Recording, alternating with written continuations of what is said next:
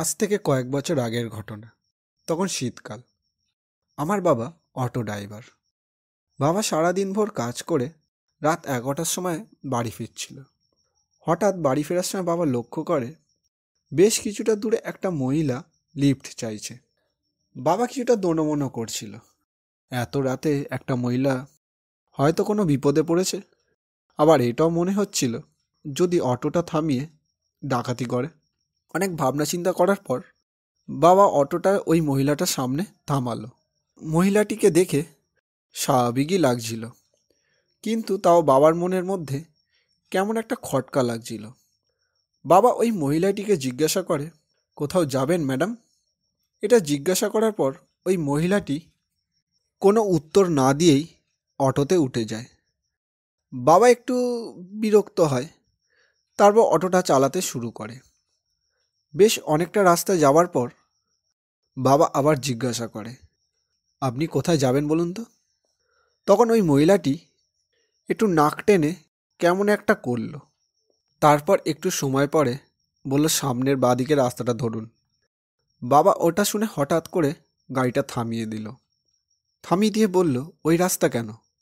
আসলে যতই রাত হয়ে যাক না কেন, বাবা কখনোই ওই জঙ্গলের রাস্তা দিয়ে ফেরে না, কারণ ওই রাস্তার সম্পর্কে অনেক খারাপ কথা শোনা যায়। এমনকি দিনের বেলাও মানুষজন ওই রাস্তা দিয়ে গেলেও তাদের গায়ে লোম শিউরে ওঠে। বাবা আবার একটু ভয়ও পেয়ে বলল, আপনি কোথায় যাবেন বলুন, আমি আপনাকে অন্য রাস্তা দিয়ে নিয়ে যাচ্ছি। কথাটা শোনা মাত্রই মহিলাটি বিরক্ত হয়ে বলল, বললাম তো ওই রাস্তাটা দিয়ে যেতে, এত কথা বলছেন কেন? বাবা এবার একটু রেগে গেল আর গাড়িটি খুব জোরে চালালো। অনেকটা দূর যাবার পর গাড়িটা হঠাৎ করে থেমে গেল, কিন্তু মহিলাটি একটুও নড়ে না, তার জায়গাতেই বসে থাকে। যেহেতু বাবা ওনার উপর প্রচণ্ড রেগে গিয়েছিল, তাই ওনাকে কোনো কিছু না বলেই অটোর পেছনে চলে গেল। প্রায় 20 মিনিট পর বাবা ইঞ্জিনের সমস্যা ঠিক করে অটোতে এসে দেখে উনি নেই। বাবা বলল, বড্ড মেজাজ মেয়েটার, ভালোই হয়েছে চলে গেছে। এইসব বলতে বলতে বাবা অটোতে উঠে অটোটা চালাতে শুরু করলো। জঙ্গলের প্রায় শেষ প্রান্তে একটি বনবিবির মন্দির আছে।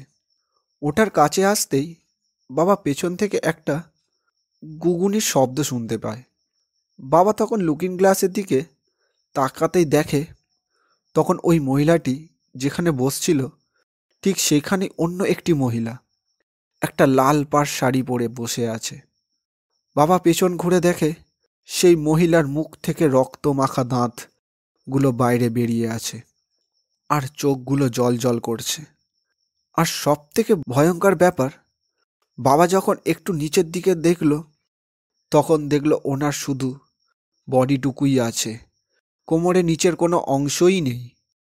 দেখে মনে হচ্ছে যেন তার পা দুটো ধরে কেউ টানার ফলে তার কোমর থেকে ছিঁড়ে গেছে আর সেই কোমর থেকে রক্ত পড়ছে। তার এই বীভৎস দৃশ্য দেখে বাবা তার দিকে আর তাকিয়ে থাকতে পারল না। বাবা মুখটা ঘুরিয়ে নিল, গাড়িটা ব্রেক মেরে পেছন দিকে আর না তাকিয়ে সেই মন্দিরের মধ্যে ছুটে চলে যায়। বাবা আর সেখানে গিয়ে অজ্ঞান হয়ে পড়ে যায়।